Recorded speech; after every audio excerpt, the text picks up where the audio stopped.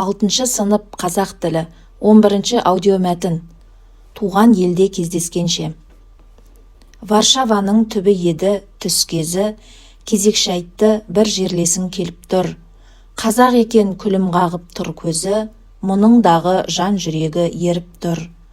Тартқан менен ілгеріге бір екпін, сабыр сақтап қолды ғана алысты. Тілшісі екен майдандық бір газеттің, Сағынғали Сейітов деп танысты. Сәлден кейін кетті әңгіме жарасып, туған елді, туған жерді еске алып, ата-анаға қалған елде жан ашып, арасында сағыныштан жастамып.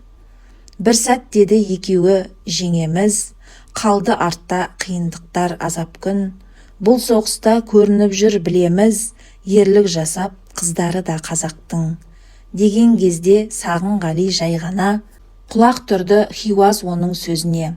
Мәметова жайлы айтады айнала, батыр болып туғандай ау өзі де.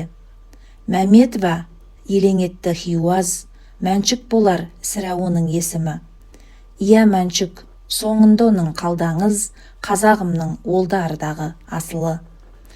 Мәншүк менің бала кезгі досым ғой, жасынан ақ батыл еді, өр еді. Қыздар біздің қайраттанса жасын ғой, дұшпан фашист бізді қайдан жеңеді. Әлия деген батыр шықты тағыда, мерген бопты көздегенін сұлатқан. Батыр қыздар туған елдің бағына жаудың өзін таңырқатып қаратқан.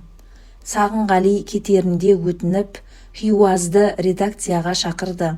Айтып сенің ерлігіңді жатыр жұрт, жігіттер де білет сенің атыңды. Аға сөзін құбалды да бір күні, редакция баспалдағын аттады.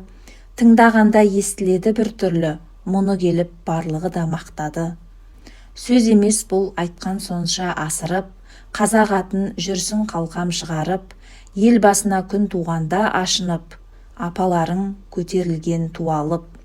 Мұны айтқан осы газет тілшісі Жұбан Молдағалиев боп шықты.